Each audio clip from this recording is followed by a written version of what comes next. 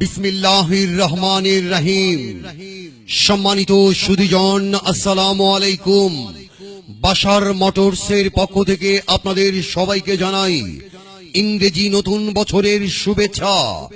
Bashar motors কেন্দ্রীয় বাস টার্মিনালের দক্ষিণ পাশে, গোল চত্বর, বাইপাস মোড়, পাবনা।